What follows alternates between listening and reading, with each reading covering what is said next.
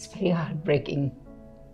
बोले इतना तुम बच्चा पैदा कर सकती हो, तुम तो हिजड़ा हो, तुम तो छक्का हो, तुम तो बार में नाचती हो, तुम कहाँ से मेरे लिए सब कुछ कर, तुम किसी की घर की बहू नहीं बन सकती, हिजड़ा किसी घर की बहू बन सकता है। शादी के ख्यालात थे उसके साथ, सब कुछ जी मौजूद जी था। जी जी। बेड पे छोड़ के चला गया जब ऑपरेशन होने वाला था। अब जिस दिन सर्जरी का डेट था, अब मैं उसे सुबह से कॉल करी हूँ और वो फ़ोन ही नहीं उठा रहा है। मतलब मैं अंदर जा रही हूँ और मुझे ऐसा लगा अब तो आ जाएगा, अब तो आ जाएगा, पर वो नहीं आया। मेरे पास कोई सहारा नहीं बचा था, ना मैं इधर की ना बची थी, ना मैं उधर की बची। एक इंसान के लिए मैंने सारे रिश्ते ख़त्म किए। ये कभी फीमेल की नहीं हुआ तो ये कभी हमारे कभी नहीं हो पाएंगे, कभी नहीं हो सकते। मैं डांस बार में काम करती थी उस वक्त, और वो डेली आता था रात को 8 बजे, और बस वो मुझे देखता था और बस मुझे ऐसे 5000 रुपीज़ हाथ में देता था और वो चला जाता था। मुझे ऐसा लगता है कि ट्रांसजेंडर होना कि श्राप हो गया है, क्या छूत हो गया, और कि ऑपरेशन सक्सेस नहीं हुआ, ऑपरेशन फेल हो गया। शायद पता नहीं, उस वक्त ही ख़राब चल रहा था, बहुत वक्त ख़राब चल रहा था। वो 2 महीना जो मैं बेड पे ही थी, मैं मतलब ऐसा लग रहा था कि जैसे मैं जी नहीं पाऊंगी। हेलो एवरीवन, सो गाइज आप लोग मुझे देख रहे हो फिल्मी बीट पर। Filmibeat presents the talking stage with a से आदि। कहते हैं प्यार में हारा हुआ इंसान सबसे ज़्यादा मजबूत बन के उभरता है, एंड शायद एक ऐसी ही पर्सनालिटी मेरे साथ फ़िलहाल मौजूद है, खुशी शेख। वेलकमिंग यू टू फिल्मी बीट। कैसी हैं आप पहले तो? सो हाय एवरीवन, सो गाइज मैं हूँ खुशी शेख और आज मैं मिल रही हूँ आदि के साथ में। आदि के साथ में, और आदि जी के साथ में आज मैं बहुत दिनों के बाद मिल रही हूँ। आज हम फर्स्ट टाइम मिले थे एयरपोर्ट पे।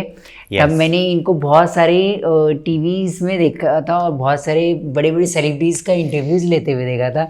तो मेरा एक था मन के अंदर कि एक दिन मेरा भी ये इंटरव्यू ले, और अचानक से एयरपोर्ट पे मुलाकात हो गई मेरी, और बहुत मुझे ऐसा लगा कि मैं क्या बोलूँ क्या नहीं बोलूँ। मैंने तुरंत इनका बोला कि मुझे नंबर दे दो आपका। yes. तुरंत मैंने बोल दिया नंबर दे दो, और मैंने नंबर लेके, और ये जैसे ही वहाँ से हटे मैंने तुरंत इनको मैसेज कर दिया कि कभी ये फ्री हो गए तो कभी बाई चांस मेरा चांस आ जाए, मेरा इंटरव्यू हो जाए। और आज बाय द वे वो लकी डे आ गया है, और मैं आ गई सामने। और फिल्मी बीट के इतने बड़े न्यूज़, इतने बड़े चैनल पे आज मैं आप सभी लोगों के सामने आई हूँ। मैं एक सोशल मीडिया इन्फ्लुएंसर हूँ, मॉडल हूँ, और आपकी खुशी हूँ। यस। तो खुशी, कितनी मुश्किल हुई खुशी बनने में, है ना? वो पल जब एक बॉयफ्रेंड था, प्यार था, सब था, फिर सोचा कि अब शादी याद है? सब याद है मुझे। तो शादी के ख्यालात थे उसके साथ, सब कुछ मौजूद था। जी जी। बेड पे छोड़ के चला गया जब ऑपरेशन होने वाला था। वो प्लीज दर्शकों को बताएं। ऐसा था कि एक जो ट्रांसजेंडर्स होता है उसकी ज़िंदगी में ये सब चीज़ों का जो ख्याल होता है नहीं, मन के अंदर ही होता है। मुझे ऐसा लगता है कि एक सपना होता है, और मेरे अंदर भी कभी ऐसा मन था कि मेरी भी ऐसा कुछ, कभी ऐसा इतना कभी सोचा नहीं था। मैं एक ऐसे टाइम पे चल रही थी कि जब मैं बहुत ज़्यादा मतलब बहुत लोगों की नज़र में आ रही थी, बहुत लोग मुझे पसंद कर रहे थे, और मैं डांस बार में काम करती थी उस वक्त। और उस टाइम पे सारे डांस बार के जितने भी ओनर्स थे, सब लोग चाहते थे कि खुशी हमारे ऑफिस में, हमारे डांस बार में आके और काम करे। और मतलब क्योंकि 60-40 का वो होता था, परसेंटेज होता था, तो उनको भी फ़ायदा होता था कि अगर मैं परफॉर्म करूँगी, अगर मैंने 10,000 भी अर्न किया तो 4,000 उनको मिलेगा।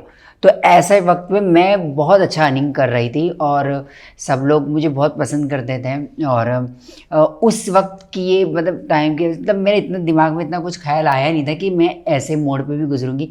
तब मेरी मुलाकात हो गई थी एक ऐसे ऑफिस में, मतलब एक होटल में जहाँ पर मैं काम करती थी। मुलाकात हो गई और एक ऐसे बंदे से मुलाकात हो गई जो बार में बैठ के कभी ड्रिंक नहीं किया। वो उसने शायद फर्स्ट टाइम मुझे देखा और उसने मुझे लड़की ही समझा। ओके। एक हफ्ते तक उसने मुझे लड़की ही समझा, और वो डेली आता था रात को 8 बजे, और बस वो मुझे देखता था और बस मुझे ऐसे ही 5000 रुपीज़ हाथ में देता था और वो चला जाता था। ओके। हाँ, 5-10 मिनट मुझे देखता था और वो चला जाता था। तो एक दिन साउंड साउंड बहुत होता था वहाँ पर, तो अभी मैं कैसे भी आवाज़ में बात करूँगा तो उसको आवाज़ वैसी कम ही लगेगी कि इसकी आवाज़ से थोड़ा उसको समझ में नहीं आया होगा शायद। तो एक दिन तो नंबर एक्सचेंज हो ही गया, तो नंबर दे दिया। तो एक दिन कॉल आया गया मुझे कहीं से और मैं नींद में थी और मैंने फ़ोन उठाया तो उसने बोला हेलो मैं बोल रहा हूँ, तो शायद मेरी आवाज़ सुन के उसने फ़ोन कट कर दिया। ओके। हाँ, और नेक्स्ट फिर वो शाम को आया और उसने आके बोला कि मैंने ना आपके नंबर पे कॉल किया था बट आपके भाई ने फ़ोन उठाया। बट वो फ़ोन मैं नहीं उठाई थी, उसको क्या पता कि मैं थोड़ी सी नींद में थी और आवाज़ थोड़ी सी झाड़ी हो सकती है, तो ऐसा उसको लगा। तो ऐसी बात से तो अब मैं उसको कंफ्यूज हो गया। मैं बोले मैंने क्या बोले कि मैं भी सोची कि अभी इसे अभी इतनी जल्दी बताते नहीं। बोले रोज़ के पैसे मिल रहे हैं, अपनी इनकम से काहे को हाथ धोना है। तो ऐसे करके बट एक्चुअली क्या है ना, मुझे भी थोड़ा सा अटैचमेंट हो गया।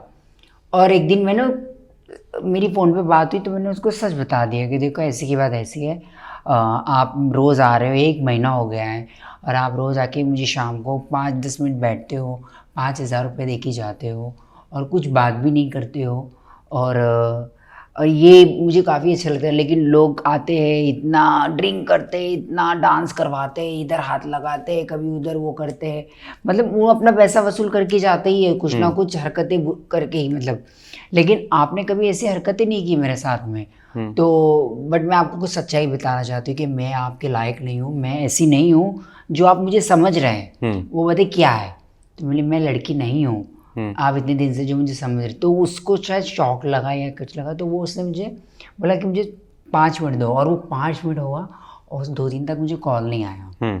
तो और वो 2 दिन तक आया भी नहीं। और वो 1 महीने से रोज जिसको मुझे देखने की आदत, और फिर मैं बेचैन सी हो गई।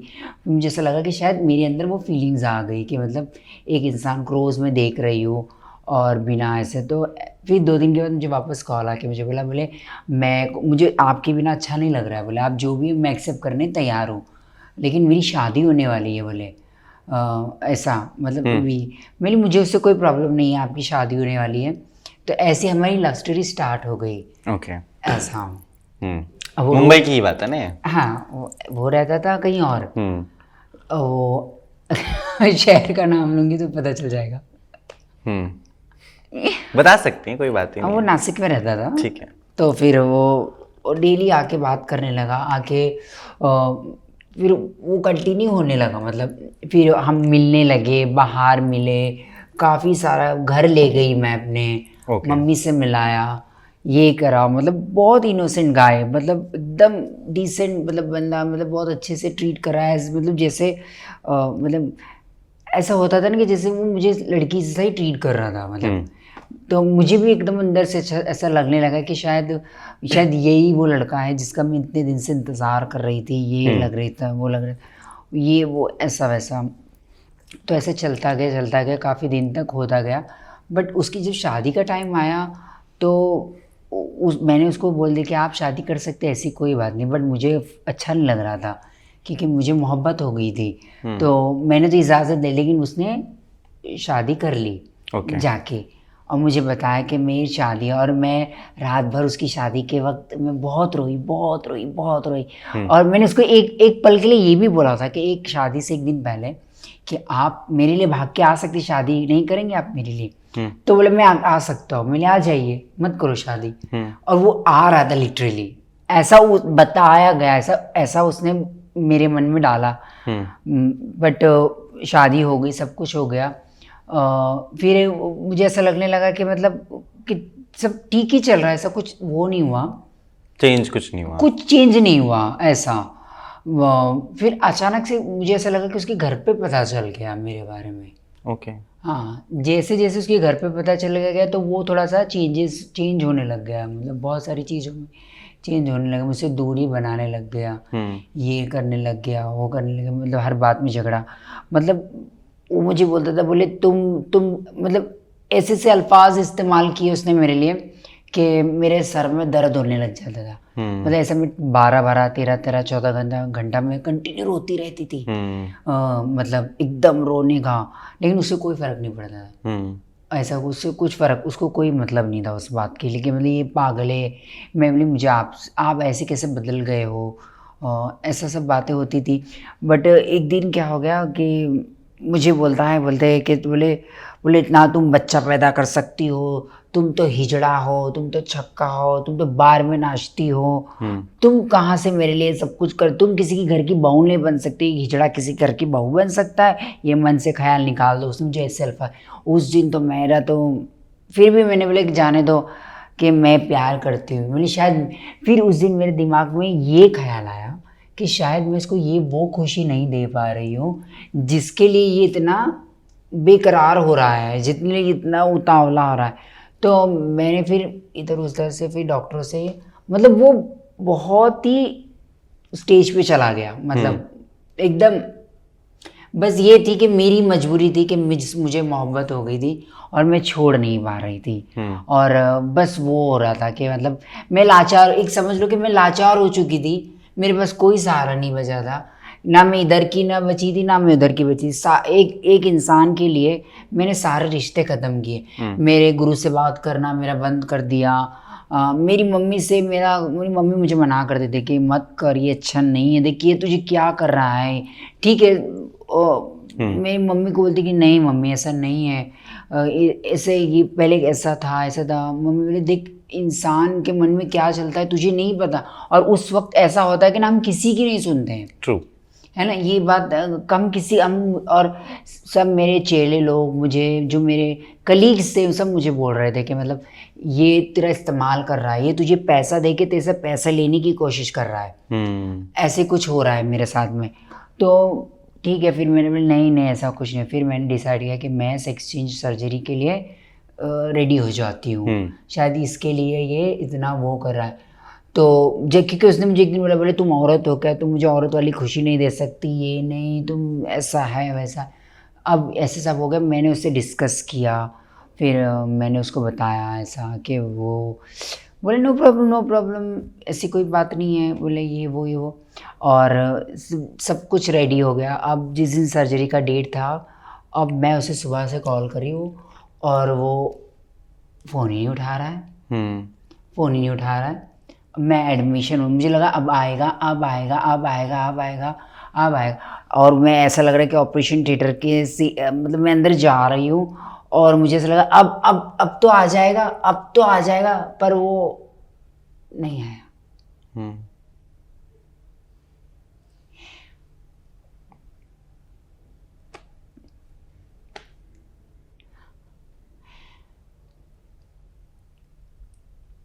It's very heart breaking.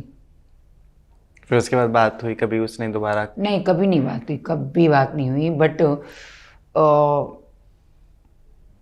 मैं इस चीज़ के लिए नहीं रो रही हूँ कि मैं इस चीज़ के लिए फील नहीं कर रही हूँ कि मैं उसको याद कर रही हूँ, नो। बट इस चीज़ के लिए मैं अपने आप को रिग्रेट कर रही हूँ कि मैं कितनी गलत थी, कितनी गलत इंसान के साथ घूम रही थी, कितना अपना टाइम वेस्ट किया, कितना अपना मतलब कितना वर्क, कितना सब कुछ, कितने रिश्ते ख़राब किए एक इंसान के लिए, जो इंसान गलत था। तो मुझे कोई लोग बोलते हैं कि ना आप शादी करोगे ये करोगे, मैं किसी भी अपने कम्युनिटी वाले को यही बोलती हूँ कि आप कभी ये कदम मत उठाना, ये कभी किसी के नहीं हो सकते। ये कभी फीमेल की नहीं हुआ तो ये कभी हमारे कभी नहीं हो पाएंगे, कभी नहीं हो सकते। और ऐसा इंसान जो कभी किसी का इस्तेमाल करेगा वो कभी किसी का नहीं हो सकता।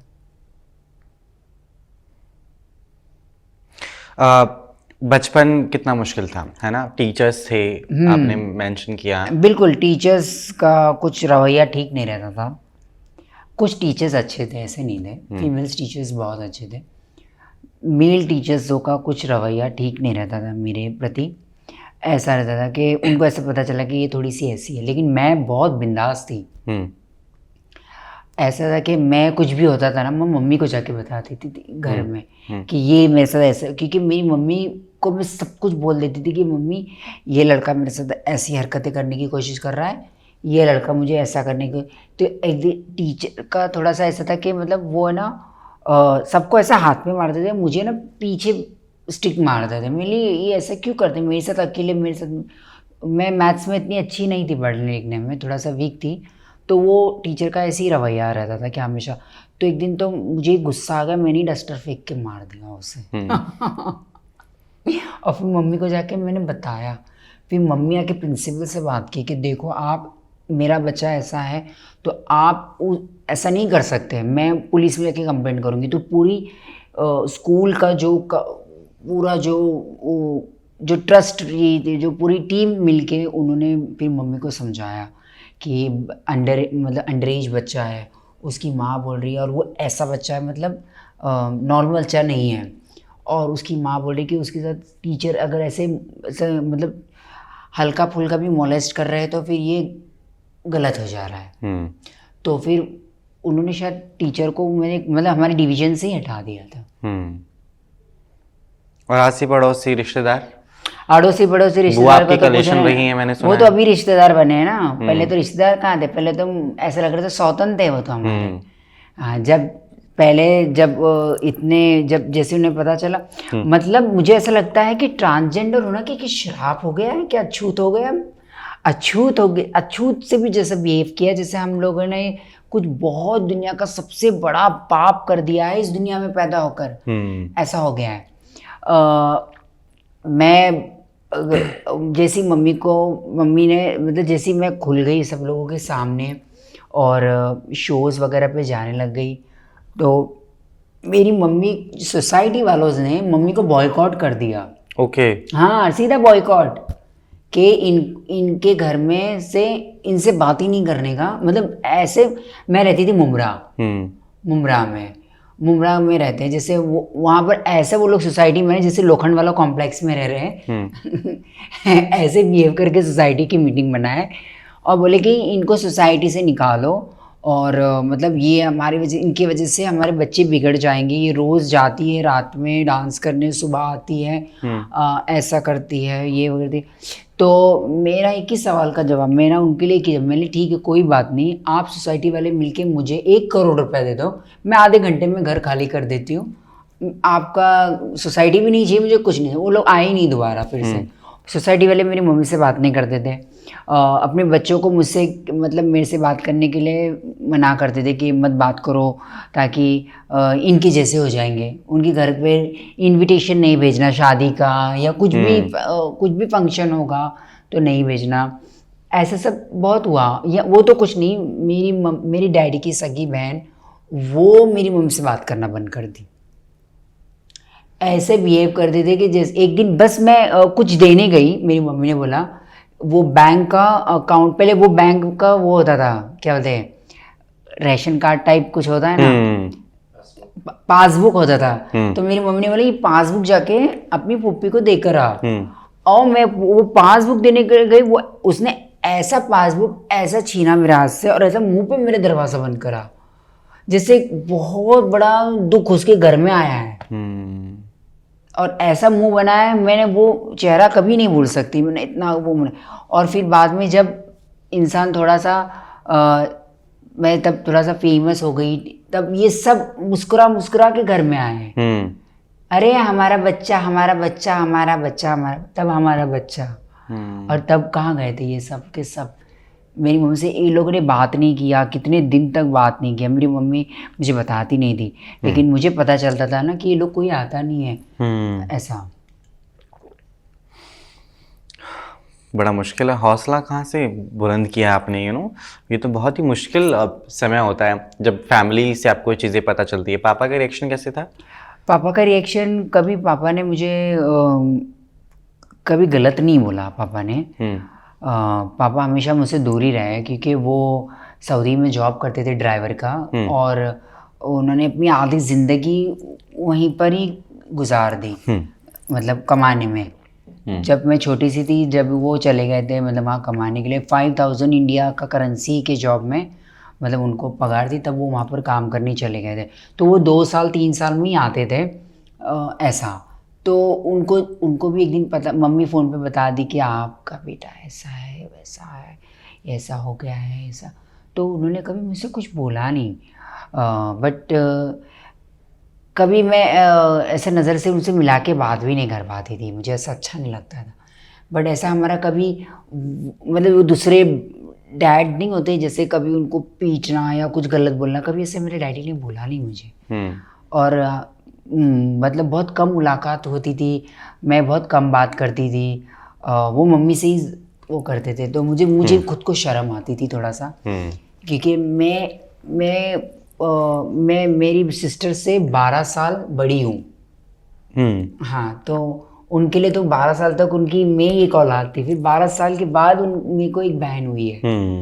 तो और उन्होंने मुझे बहुत लाड़ प्यार से पाला है, तो मैं उनके सामने कुछ बात नहीं कर पाती थी, और उनको पता था वो क्या बोलेंगे, इसलिए वो भी कुछ नहीं बोलते थे। लेकिन वो थोड़े से खुश रहते थे इस बात के लिए कि शायद जो गरीबी उन्होंने देखी थी उससे उनको छुटकारा मिला था। जो गरीबी, जो 10 रुपए के लिए, जो 1000 रुपए के लिए मम्मी मेरी रोती थी, उससे थोड़ा सा उनको वैसा लगा उनको कि नहीं, बोले शायद मेरा बेटा होता तो शायद ये काम नहीं हो पाता था, तो वो आज वो करके बताता है। ऐसा कब एहसास हुआ था बचपन में? बहुत मुश्किल है अभी, आजकल भी जब बहुत सारे लोग शायद अभी जूझ रहे होंगे इस सिचुएशन से जी, वो सेक्सुअलिटी अपनी समझ नहीं पाते, बिल्कुल, है ना? वो कैसे दिमाग में अपने समझाएं खुद को, और जान पाए कि उनकी सेक्सुअलिटी क्या है, घर वालों के सामने कब खुलना चाहिए। बहुत केसेस में ऐसा होता है कि बहुत मुश्किल हो जाती है। बिल्कुल। कुछ तो ऐसे होते, कितने मेरे फ्रेंड्स ऐसे थे कि वो मेरे से मिलते तो थे, मेरे सामने खुल जाते थे, बट वो अपने पेरेंट्स के सामने नहीं खुल के, मतलब अपने घर वालों के सामने नहीं खुल पाते थे, और वो घुट घुट के ही रह पाते थे। तो ऐसे बहुत से मेरे फ्रेंड्स हैं, आज भी मैं उनसे मिलती हूँ, बट उनकी लाइफ अलग है, मेरी लाइफ। और मेरे कितने ऐसे फ्रेंड्स भी हैं जो प्रॉपर फीमेल की तरह रहते हैं, उनके बच्चों को तक नहीं पता कि वो ट्रांसजेंडर है। अच्छा। हाँ, मेरी ऐसी कितनी फ्रेंड्स ऐसी है, 2-3 मेरी ऐसी फ्रेंड्स थी, मतलब मैं हमारे ग्रुप में 4-5 फ्रेंड्स थे, उसमें से सभी तो ट्रांसजेंडर है ही हम, लेकिन उसमें से एक जो थी ना, वो आज अपने हस्बैंड के साथ रहती है, लेकिन उसके बच्चों को, मतलब उसके इवन मैं उसका नाम नहीं लूँगी, उसके बच्चों को भी नहीं पता होगा कि उसकी माँ ट्रांसजेंडर है। अच्छा। हाँ, हस्बैंड को तो पता होगा। हाँ, हस्बैंड को पता, हस्बैंड उसका बचपन का प्यार है, मैं जानती हूँ उसको, हस्बैंड को भी पता है, हम सब एक ही स्कूल में थे। मतलब ये लव स्टोरी कितनी अच्छी है, देखो ना, वो उसका बचपन का प्यार है, वो उसको पता है कि वो पहले ऐसा था, ऐसे था, फिर वो लोग ऐसे बनी, ऐसा वैसा, कितनी अच्छी लव स्टोरी है। बट कहीं ना कहीं सबकी अपनी अपनी स्टोरी अलग अलग होती है। बिल्कुल। कोई सपोर्ट करता है, कोई नहीं सपोर्ट करता है। जैसे मेरे घर वालों ने सपोर्ट किया, मम्मी ने बहुत सपोर्ट किया, मम्मी को हर चीज़ में शेयर करती थी, क्योंकि मम्मी, मेरे डैडी रहते थे सऊदी। हाँ, मैं और मम्मी के अलावा कौन होता था, तो मैं हर बात आके बताती थी। कोई लड़का मुझे छेड़ता भी था ना, मैं आके बताती, ये मुझे छेड़ा, ये मुझे ऐसा हाथ लगा रहा है, ये मुझे ये बात की है, ये मुझे ये बोला, ये मुझे वो बोला, मैं सारी बातें आके बोलती थी। बट ये भी बड़ा मुश्किल है अभी, ये बड़ी चर्चाएं आजकल होती हैं कि जो गे, बाइसेक्सुअल या ट्रांसजेंडर होते हैं ना आजकल, जो ओरिजिनली हैं वो तो हैं, वो इतना खुल के नहीं आते जितना कि, क्योंकि ऐसे लोगों को ना, जो गे, बाइसेक्सुअल, ट्रांसजेंडर या लेस्बियन है, उनको ज़्यादा फेम, ज़्यादा पूछ होती है आजकल। हम अभी थोड़ा पूछने लगे कि भाई हर फिल्म में कोई ना कोई गे है, बाइसेक्सुअल है ना। मॉडलिंग के लिए भी अपने स्टैचर खड़ा कर दिया, बहुत अच्छा है ना। लोग पूछते हैं कि चलो अच्छी मॉडल हमें चाहिए, नो मैटर उसका जेंडर क्या है, बहुत अच्छी करती हो, दिखने में ठीक हो, विल बी हैविंग खुशी, है ना। वैसी वाली बात है। पर लोग फिर ये भी सवाल खड़ा करते हैं कि कुछ लोग आजकल फेक बनने लगे हैं, वो फेक ट्रांसजेंडर बनते हैं, वो फेक गे बन के दिखाते हैं ताकि उनको व्यूज ज्यादा आए। वो भी एक चर्चा है दूसरी साइड पे। हाँ, पहले तो टिकटॉक वगैरह जब न्यू स्टार्ट हुआ तो उसमें तो मुझे ऐसा लगता है कि वाहिद में अकेली थी, क्योंकि मैं ही कर रही थी। फिर बाद में इतने सारे भर गए, अब देखो इंस्टाग्राम खोलो ना तो पूरी फैमिली आ जा रही है। मैं बोली देखो ये सब क्या है, मैंने ये सब क्या चल रहा है। मैं बोली ये तो कुछ नहीं है। फेक और अनफेक में तो मुझे भी कुछ समझ में ही नहीं आता कि मैं क्या चल रहा है क्या नहीं चल रहा है, कुछ मुझे बोल नहीं पाती हूँ मैं तो इस बारे में। लेकिन ये बोलना चाहती हूँ कि LGBT कम्युनिटी का जो इसका जो असली मीनिंग जो होता है ना, इसका शायद मुझे ऐसा लगता है कि ट्रांसजेंडर कम्युनिटी से थोड़ा डिफरेंट होता है ना। ये ट्रांसजेंडर कम्युनिटी से बिल्कुल अलग है, और वो कम्युनिटी अलग है ना, मेरे हिसाब से मैं ऐसा बोलना चाहूँगी। और एक पॉइंट ऑफ व्यू देना चाहती हूँ मैं अपने हिसाब से यस कि मतलब लोग जो इतना जो उतावले होते हैं कि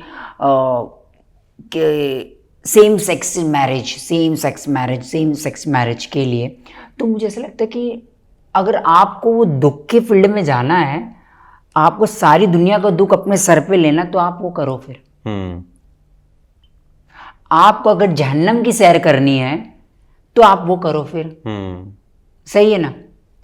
मैं ये देखो, ट्रांसजेंडर्स का कोई धर्म नहीं होता है। We have no religion. हमारा धर्म होता है इंसानियत वाला, क्योंकि हमको सारे लोगों के घर का खाना खाना पड़ता है, वो कोई भी धर्म वाला हो, है ना। हमको अगर किसी भी घर में जाके अगर ताली बजा के भी मैं बोलूँगी कि भाई खाना दे, तो कोई मुझे मना करेगा?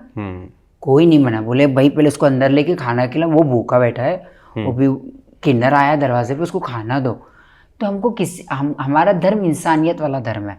लेकिन मैं एक टॉपिक पे बता रही हूँ, अगर इस्लामिक रिलीजन के हिसाब से देखा जाए, जैसे मैं इस्लाम में कुरान पढ़ी हूँ, तो अगर पहले आप लेकिन हिंदू थी? नहीं, शुरू से मैं मुस्लिम ही हूँ। ठीक है। मतलब मैं कुरान पढ़ी हूँ, तो मैं उसके हिसाब से बताती हूँ कि ये ठीक नहीं है। अगर आप सेम सेक्स मैरिज के हिसाब से बताएंगे तो ये ठीक नहीं है। अगर ये एक दुखों का पहाड़ लेना, अपने सर पे बोझ उठाने के बराबर ही हो गया एक तरीके से, कि आप सब कुदरत के खिलाफ जा रहे हैं, आप सारी चीज़ों के खिलाफ। जब मुझे इस चीज़ का नॉलेज नहीं था, तब मुझे नहीं पता था कि ये सब चीज़ें मेरे साथ क्यों हो रहा है। मुझे ऐसा लग रहा था कि क्या कुछ हो रहा है। फिर मुझे पता था कि आई थिंक गॉड भी मेरे से नाराज़ है कि मैं ये गलत चीज़ें कर रही हूँ। मैं अपना पॉइंट ऑफ व्यू रख रही हूँ, बाकी दूसरों का मुझे नहीं पता। दैट इज देयर, वो तो है ही। मेरे बहुत सारे लोग होते हैं, और एक इंसानियत के नाते भी बता रही हूँ कि अगर आपको जहन्नम देखना है, एक दोज़ख की सैर करनी है, तो आप हमारी कम्युनिटी को बोली, अगर आप किसी से शादी कर लो, फिर किसी लड़के को पाल लो, वो क्या करेगा आपके साथ में आप देखो फिर। सही बोल रही हूँ कि नहीं बोल रही? मैं सही बोल रही हूँ। ये 100% हर किसी के साथ में एक जैसा नहीं होता है। जैसे मतलब पूरा एक इंसान एक जैसा नहीं होता है। जैसे वो बहुत लकीली एक जन मिल जाएगा जो आपका साथ दे देगा, जिसको समझ में आएगा कि ये बहुत बचपन से बहुत तकलीफ़ों से गुजरा है, अगर मैं इसका साथ नहीं दूंगा तो कौन देगा। वो एक लकीली इंसान होगा, मतलब वो बहुत नेक इंसान होगा, वो प्यार करने वाला होगा। उसने भी शायद बहुत सारे दुख देखे होंगे, तब वो हमारा दुख समझेगा। बिल्कुल। नहीं तो आजकल कोई हमारा दुख समझता है? कोई नहीं समझता। और सबको फिजिकली रिश्ता चाहिए, है ना। इमोशनली कोई भी आपका बैगेज लेना नहीं चाहता, है ना। इस पर क्या कहेंगे आप? आपको भी बहुत लोग अप्रोच करते होंगे, अच्छे हैंडसम लोग इंस्टाग्राम में भर भर के डीएम करते होंगे, है ना। यह हकीकत हम सब जानते हैं कि सबसे पहला मैसेज ये आता है कि लेट्स मीट, हुकअप्स का ज़माना है। तो कैसे मैनेज करती हैं ऐसे लोगों को? मैं किसी से नहीं मिलती। मैंने बहुत दुख उठाया, मैंने बहुत धोखा खाया है, और मैं बिल्कुल नहीं कर सकती है कदम फिर से नहीं उठा सकती। और मैं नहीं चाहती जो इतना मेहनत करके, जो थोड़ा बहुत भी मैंने जो इतना नाम जो कमाया है, वो मैं स्पॉइल नहीं कर सकती ये छोटी चीज़ के लिए। आपने कभी भी नहीं सुना होगा मेरे बारे में, उसके अलावा वो जो मैंने जो बोला है, उसके अलावा आपने कभी मेरा इसके अलावा ये नहीं सुना होगा कि इसके साथ ये चक्कर होगा या इसका ये बॉयफ्रेंड होगा, कभी नहीं सुना होगा। उतना वक्त ही नहीं है कि क्या करूँ मेरे पास। मुझे रोज़ इवेंट्स भी जाना था, रोज़ मेकअप सेमिनार्स करने होते हैं, और मैं इसमें ही बिजी रहती हूँ। तो अर्निंग सोर्स आपका फिलहाल क्या क्या है? अर्निंग सोर्स है कि मैं मॉडल बन जाती हूँ, मॉडल हूँ मैं। मतलब जो मेकअप इंडस्ट्री की मॉडल हूँ। जो मेकअप इंडस्ट्री हमारी जो चलती है, और उसकी मैं बहुत मतलब सबसे पसंदीदा मॉडल मैं हूँ उनकी इंडस्ट्री की। और सब मेकअप आर्टिस्ट मुझे पसंद करते हैं, और मुझे अपनी मॉडल्स बनाते हैं, अपनी मेकअप सेमिनार्स में मुझे बुलाते हैं as a chief guest, approach करते हैं एज ए सेलिब्रिटी गेस्ट के तौर पे। मुझे अच्छा लगता है कि लोग पहले मेकअप सेमिनार्स में सेलिब्रिटीज़ को बुलाते थे, अभी भी बुलाते हैं, लेकिन सेलिब्रिटीज़ के साथ साथ आजकल वो मुझे भी बुलाते हैं। और ये पिछले 4 साल से ये कंटिन्यू चल रहा है, और मुझे बहुत अच्छा लगता है कि जो शहर मैंने देखे भी नहीं थे, वो मुझे ऊपर वाले ने शहर, सारे शहर दिखा, हर छोटे शहर और बड़े शहर में घूमी हूँ। कभी सोचा आप पर बायोपिक बनेगी तो कौन सी एक्ट्रेस आप चाहेंगे कि रियली मेरे पे भाई कोई बनेगी? बिल्कुल, ख्वाब देखने में क्या बुराई है। बिल्कुल बिल्कुल, ख्वाब देखने तो हाँ बिल्कुल, ख्वाब सपने या तो सच हो जाते हैं तो टूट जाते हैं, दोनों में से एक होता है ना। मेरी फेवरेट एक्ट्रेस है, दो जन को मैं बहुत ज़्यादा पसंद करती हूँ। पहले तो मैं बहुत पसंद, सबसे फर्स्ट मैं पहले से जो बचपन से पसंद करती आ रही हूँ ऐश्वर्या राय बच्चन को, और अभी जो फिलहाल में बहुत बहुत मतलब लेटेस्ट में जो पसंद की श्रद्धा कपूर को बहुत पसंद कर रही हूँ मैं। तो मुझे ऐसा लगता है बायोपिक अगर बने तो ये दोनों काम कर ले, आधा आधा रोल कर ले तो बहुत मज़ा आ जाएगा। इसके अलावा कोई नहीं? आजकल इतनी सारी एक्ट्रेसेस हैं। ना मुझे ये बहुत इनोसेंट लगती है। इनोसेंट लगती है कि एक्टिंग के काबिल नहीं लगती हैं? नहीं, एक्टिंग है, बहुत एक्टिंग की काबिल है, बहुत अच्छी प्यारी है। कभी मिलने का मौका मिल जाए तो हो जाए। तो अभी आप सिंगल हैं? जी बिल्कुल, 100%। हक से? ये हक से। धोखे के बाद आपने ऐसे डिसाइड किया कि अब सारी उम्र ताउम्र सिंगल रहूंगी मैं? बिल्कुल 100%। No chance of love again? No chance 100% नहीं। बट आप ये तो मानती हैं कि सेक्स चेंज करवाना after transgender to becoming a girl वो सबसे बड़ा रिग्रेट है आपकी ज़िंदगी का? बिल्कुल बिल्कुल, मुझे देख के तो लोगों को ये सीख जाना चाहिए कि आप ऐसा कोई कदम, आप जो भी करना आप अपने लिए कीजिए, आप दूसरों के लिए कुछ मत कीजिए। अपनी खुशी के लिए आपको जो करना आप कीजिए, लेकिन आप किसी के लिए कुछ मत कीजिए, क्योंकि ये इससे आपको कुछ भी बेनिफिट नहीं मिलने वाला है सिवाय नुकसान के। तो रिजेक्ट कैसे करती हैं जो लोग अप्रोच करते हैं? अब मैं क्या है आपका तरीका रिजेक्शन का? मैं किसी से बात नहीं करती। कोई मिलता भी है सामने से तो भी? मुझसे कोई नहीं पूछता अभी तो दुख है इस बात का? ना, खुशी है कि खुशी चलो है। जितना दूर है उतना अच्छा टाइम। बिल्कुल बिल्कुल बिल्कुल, अच्छा लगता है मुझे कि मैं बहुत अच्छी जगह पे हूँ, अच्छी हूँ, और बहुत मतलब बहुत सेफ फील करती हूँ अपने आप को। ठीक है। जो दो मुँहे रिश्तेदार होते हैं उनका क्या करें? जो लोग अभी भी स्ट्रगल कर रहे हैं ना, चाहे LGBTQ कम्युनिटी से हों या ट्रांसजेंडर्स हों, वही लोग जो बुआएं होती हैं, मामियाँ होती हैं, और घरों में भी चाचा होते हैं, है ना, वो भी बड़ी कुछ करने की कोशिश करते हैं। That is a very big issue. अभी recently one of my friend was telling me this, I am really sorry, एक तो मैं पर्सनल कहानियों को स्टोरी बना के कंटेंट में यूज़ कर लेता हूँ। उसके चाचा ने कोशिश की उसके साथ कुछ करने की। ये होता है, ये बिल्कुल होता है, ये होता है। मैं कितना ऐसा सुनी हूँ कि मतलब कि ऐसे कितने लोग जो फैमिलीज़ में होते हैं, अगर उनको ऐसा पता चल जाता है कि ये ट्रांसजेंडर है, मतलब ये ऐसे थोड़ा सा हमसे अलग है, तो उसको वो एक्सप्लॉइट करने की या तो फिर उसको करने की कोशिश करते हैं। आपके रिश्तेदारों ने कोशिश की आपके साथ? नहीं, मेरे साथ तो ऐसा नहीं किया। मेरे दोस्तों ने बड़ा ट्राई किया था, मतलब जो स्कूल एंड कॉलेजेस के नहीं, आसपास के जो उसको उनको दोस्त नहीं बोलेंगे, मतलब जो जानने वाले थे उन्होंने करने की, लेकिन मैं मम्मी को आके बता देती थी तुरंत। कि मेरी मम्मी जाके फिर जो लड़ाई होती थी फिर तो पूछो ही मत। ठीक है। अभी आप अभी भी बाहर में जाती हैं डांस करने के लिए? नहीं, अभी नहीं जाती। मैंने लॉकडाउन से पहले बिल्कुल, मतलब लॉकडाउन से पहले ही मैंने थोड़ा थोड़ा करके स्टॉप करना स्टार्ट कर ही दिया था, क्योंकि मुझे ऐसा लग रहा था कि मुझे मतलब अभी थोड़ा वहाँ सब मुझे जानने लग गए थे। क्योंकि मैं 1-2 दिन जब मेरे जो पुरानी जो फ्रेंड्स या मुझे पुराने जो क्लाइंट्स जो आते थे, जो बहुत पुराने जो मतलब जो आते थे, वो हमेशा बोलते थे कि नहीं उनको उसको बुलाओ, तो उनके फरमाइश में मैं कभी कभी चली जाती थी डांस करने के लिए। ठीक है। तो जब मैं 1-2 बार गई तो वो सब आसपास जो बैठे हुए थे उनके साथ में, मतलब जो अनजान लोग बोले, बोले तुमको तो मैंने देखा है बाबा वहाँ पर इंस्टाग्राम पे। तो वो सारे पहचानने लग गए मुझे। तो मैं जैसे लगा कि शायद अब नहीं आना चाहिए, बोले अब थोड़ा पैसे को साइड कर देते हैं, अब क्वालिटी के कंटेंट पे ध्यान हाँ, देते हैं। मैं बोली पैसे बोले लालच ज़्यादा अच्छा नहीं है, बिकॉज मैं अच्छा अर्न करती थी वहाँ पर, मैं झूठ नहीं बोलूँगी। नहीं, आपने बताया वो बेचारा 5,000 देकर जाता था, तो ऑफकोर्स अच्छा ही तो होगा। आप नहीं तो आप सोचो सिर्फ 5 एक इंसान ने दिया तो अलग अलग 5,000, मैं रात को 1:30 बजे तक ऑफिस चलता था, तो मैं कितना कमाती हूँ।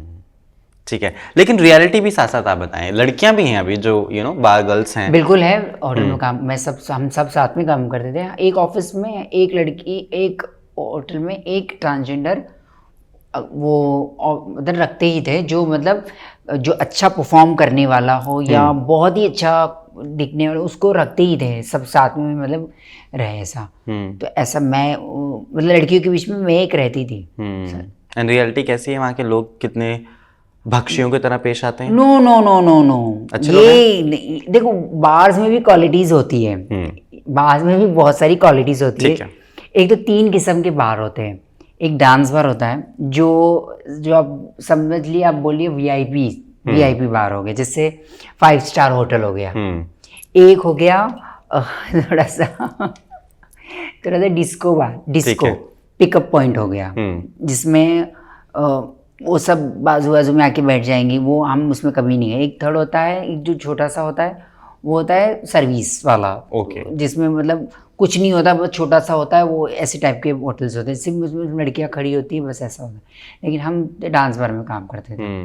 तो वहाँ पे लोग ढंग के आते हैं? हाँ, मतलब ढंग के नहीं बोला जाएगा, मतलब डिसेंट बोला जाएगा, डिसेंट जंगली लोग बोल जाएंगे। अब मैं क्या डिसेंट जंगली तो कोई परिभाषा नहीं, या तो वो नरभक्षी है या वो अच्छा है, दोनों में से एक। नरभक्षी तो नहीं, नरभक्षी क्या बोलूँ मैं शराबियों को क्या बोल सकती हूँ, मैं क्या बोल सकती हूँ।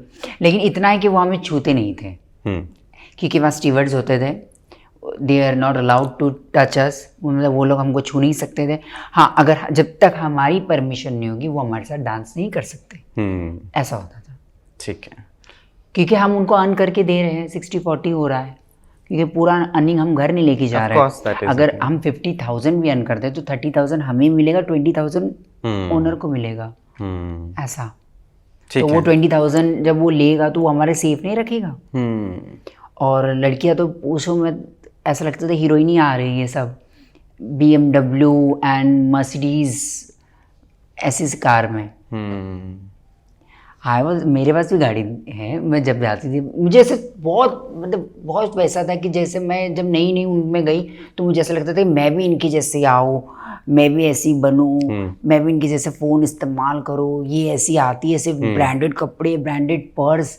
ठीक है, सबसे अच्छी बात आपकी पर्सनालिटी की और प्रोफाइल की ये है कि आपने अपनी कहानी का इस्तेमाल व्यूज़ के लिए नहीं किया, जो कि बहुत लोग कर लेते हैं। हालांकि उनकी कहानी में दम खम दोनों ही नहीं है, बेशक आपकी कहानी में दोनों ही हैं, है ना। एक लड़के से मोहब्बत जिसने बिस्तर पर छोड़ दिया हॉस्पिटल के, knowing the fact that you are going for sex operation, उसी के लिए, उसके बावजूद खुद को स्टेबल करना। उस दौरान कितना समय लगा आपको मैनेज करने में? उस दौरान ज़्यादा समय नहीं लगा उस दौरान, लेकिन जो 2-2.5 महीने जो कटे हैं वो बहुत मुश्किल थे। मैं बहुत डिप्रेशन में थी, क्योंकि ऑपरेशन भी सक्सेस नहीं हुआ।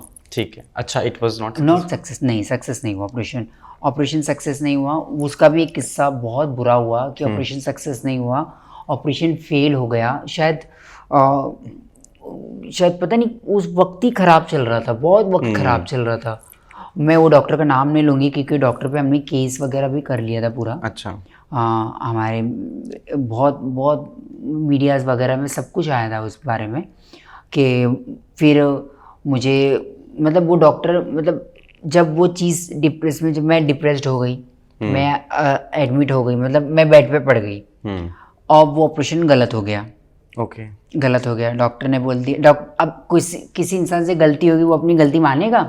बिल्कुल नहीं, वो नहीं मान रहा। वो मेरे पर मतलब एक्सपेरिमेंट करे जा रहा है। उसको पता चल गया उसने क्या गलती कर दी, है ना। उसने काउंसलिंग नहीं किया, मुझसे कुछ नहीं किया। मैं एक्चुअली पहुंच गई गलत डॉक्टर के पास में, और मुझे ऐसा लगा, मैं भी मतलब एक्साइटेड, मैं गलत डॉक्टर के पास पहुंच गई। फिर वो हो गया। उसके बाद वो 2 महीना जो मैं बेड पे ही थी, मैं मतलब ऐसा लग रहा था कि जैसे मैं जी नहीं पाऊंगी, कुछ चीज़ें ऐसी चल गई थी। फिर मुझे साइन हॉस्पिटल में एडमिट किया गया, ओके। गवर्नमेंट हॉस्पिटल में। गवर्नमेंट हॉस्पिटल से मुझे फिर उनकी पूरी प्लास्टिक सर्जरी की टीम ने मिलके मुझे ठीक किया है। और जनता को सरकार के डॉक्टर्स पर भरोसा नहीं है। बिल्कुल, मुझे साइन हॉस्पिटल से मैं ठीक होके निकली हूँ। 2 महीने के बाद 1 हफ्ता में साइन हॉस्पिटल में एडमिट थी, और मैं नहीं एडमिट हो रही थी। मैं हॉस्पिटल का जो वातावरण देख के मुझे ऐसा लग रहा था कि मुझे नहीं होना चाहिए इतना, लेकिन मैं ठीक हो गई। 1 हफ्ते के अंदर मैं रिकवर होके मैं घर आ गई।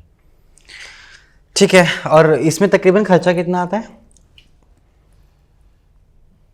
इसमें आप बोल नहीं सकते अभी, कम से कम 4 to 5 लाख रुपीज़ या कम 3 to 4 लाख, वो डॉक्टर डिपेंड करता है वो कैसा चार्ज करेगा।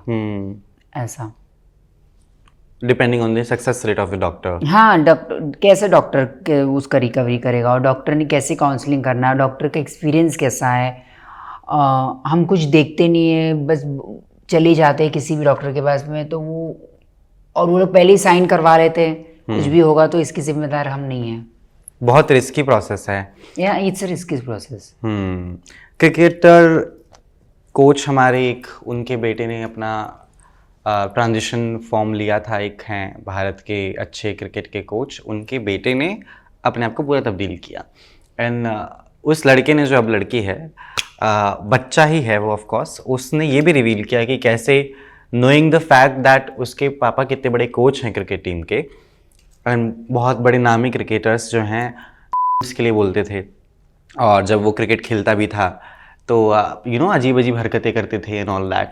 तो जब आप ऐसी कहानियाँ पढ़ती और देखती हैं तो what goes in your mind कि देश में कितने भी बड़े इंसान का बच्चा हो, वो जा तो सेम ही प्रोसेस से रहा है, शायद बस लोकेशंस अलग हैं, नाम अलग हैं, किरदार अलग हैं। सही है बात। तो क्या क्या दिमाग में चलता है? मैं समझी नहीं थोड़ा सा। मैं समझाता हूँ आपको। हाँ, जब आपको पता है कि आपकी कहानी में कितना दुख दर्द पीड़ा जी, है, जी, जी, जानते हुए जी, कि we were not that privileged, हमारे पास इतना पैसा शायद नहीं था।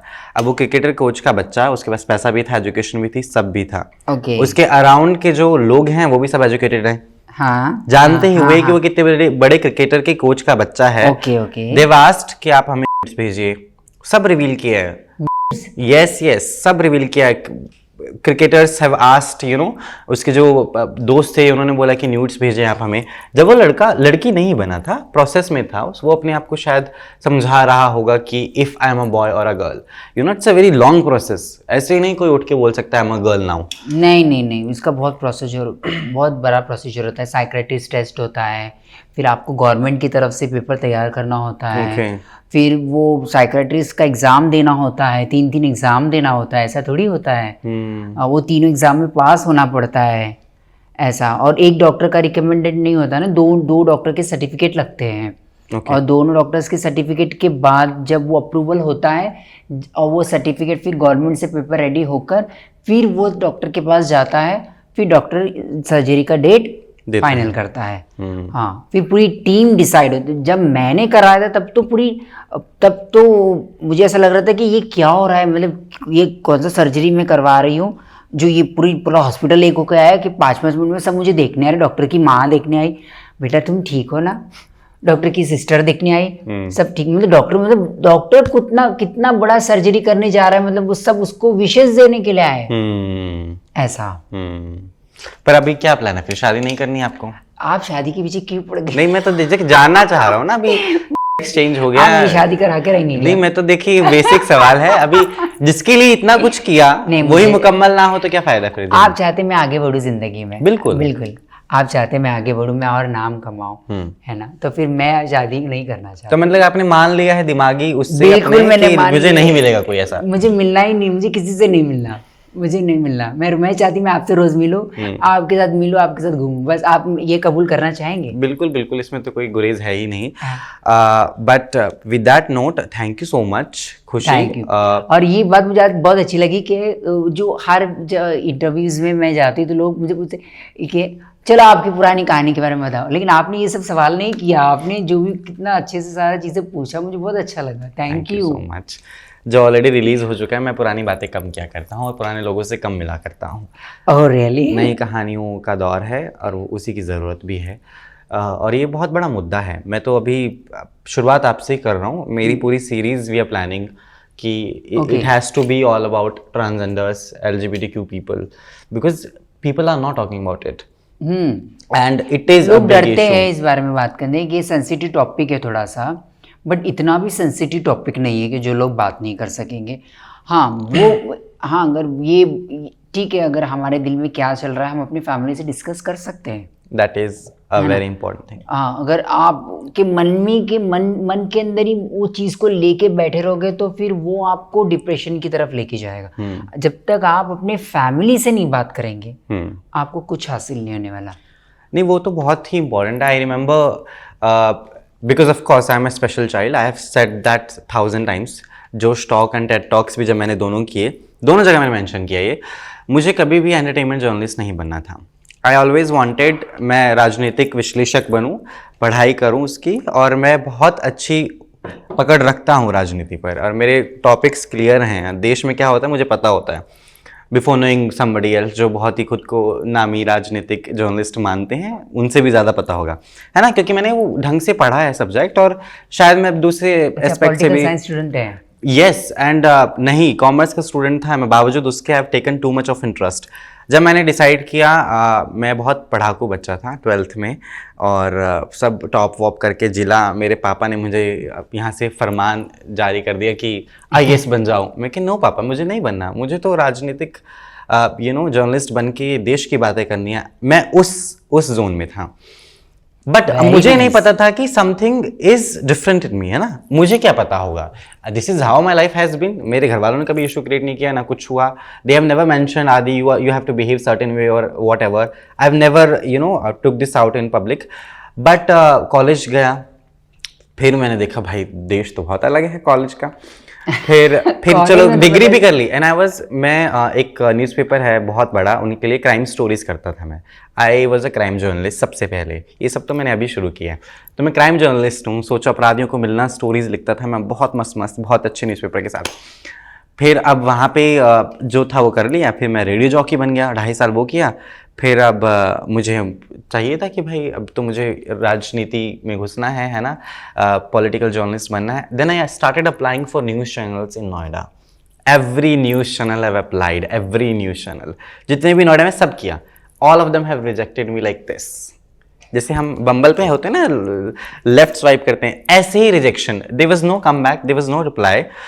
फिर मुझे समझ में आ गया कि what is happening, what is the reason. फिर मैंने दूसरी अपनी एक परत को निकाला कि ठीक है, मेरा एंटरटेनमेंट शायद अच्छा हो सकता है।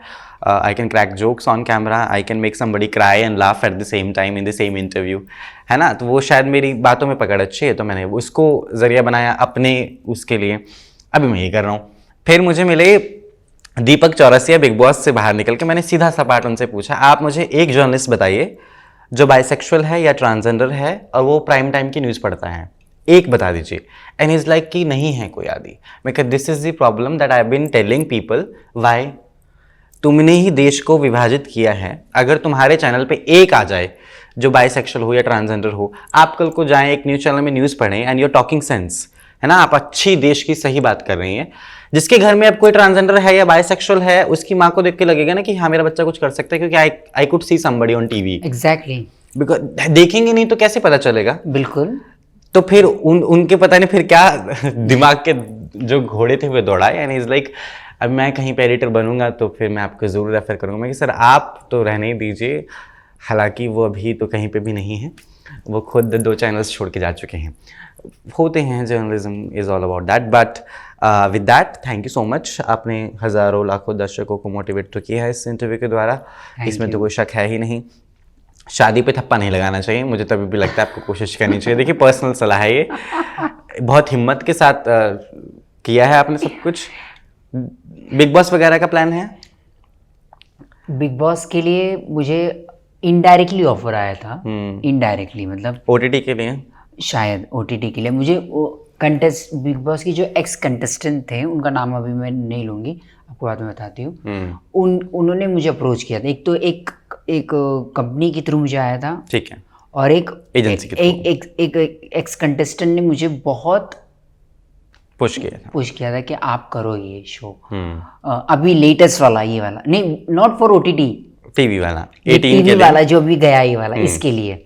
बट मुझे ऐसा लगा शायद मैं प्रिपेयर नहीं थी, इसलिए मैंने थोड़ा सा। फिर कोई नहीं, अभी अराउंड द कॉर्नर है बिग बॉस, आप कीजिए। We would love to see you in that. खुशी की असली अभी लेंगे मुझे? अभी तो वो ले आए शो, वो बड़ी बात हो जाएगी। शो पे चर्चाएं बहुत हो रही है। बट मैसेज क्या है आपका जनता को at the end? People who are watching you at home, the parents specially, माँ बाप जिनको पता है उनके बच्चों के साथ they are special but they are neglecting that in the mind, उनके लिए क्या मैसेज है? मैं ये बोलना चाहूँगी कि जो बच्चे, जो बहुत सारे मुझे डीएम्स आते हैं, बहुत सारे मेल्स आते हैं कि मैं आपके जैसा बनना चाहता हूँ, कि मुझे बहुत सारे डीएम्स आते रहते हैं। मुझे बहुत सारे ऐसे ऐसे मेल के मेरे घर वाले एक्सेप्ट नहीं करते हैं, ये नहीं करते, मुझे मारते हैं, बट मैं उन्हें रिप्लाई नहीं कर सकती हूँ। ऐसा कैसे रिप्लाई करूँ मैं ऐसा? लेकिन मैं उनके लिए ये बात बोलूँ कि आप अपने घर वालों से बात कीजिए। अगर आपको घर में ऐसा लग रहा है कि बहुत ज़्यादा ही प्रॉब्लम आ रही है, तो आप कानून का सहारा ले सकते हैं बिल्कुल भी। कि आपको अगर घर में बहुत आपको प्रॉब्लम क्रिएट हो रही है, जैसे बहुत ज़्यादा आपको टॉर्चर किया जा रहा है, तो आप अपना डिसीजन खुद ले सकते हो, आप अपने फैसले खुद ले सकते हो। और क्योंकि हमें अपने खुद फैसले खुद लेना चाहिए, लेकिन सबसे पहले अपने फैमिली से इस बारे में ज़रूर बात कीजिएगा। अगर उसके बाद भी अगर आपको सपोर्ट नहीं मिला है, फिर आपको आपका डिसीजन आपको खुद लेना पड़ेगा। और मैं फैमिली से भी ये बोलना चाहूँगी कि एक बार आप अपने बच्चे के बारे में ज़रूर सुनिएगा, उसकी तकलीफ़ों को एक बार महसूस करके देखिए कि वो आपका बच्चा है, आपने उसे पैदा किया है, कोई दूसरे ने नहीं किया है। तो एक बार आप उसकी तकलीफ़ों को समझिएगा कि वो अंदर से कितना जूझ रहा है ना। तो ये अगर आप उसकी तकलीफ़ों को समझेंगे तो ही वो आपसे अपनी तकलीफ़ें शेयर कर पाएगा और वो आपके सामने आपकी सारी बातें बता पाएगा। With that, thank you so much, Khushi. I really wish a lot of luck and keep motivating and keep doing wonders to the world. Thank you. Let's see in you like whenever you're doing Big Boss. I am very keen. Big Boss और मैं तो मेरा पुराना याराना है, आपको पता ही है, तो that is a thing. But thank you so much. Welcome. Thank you.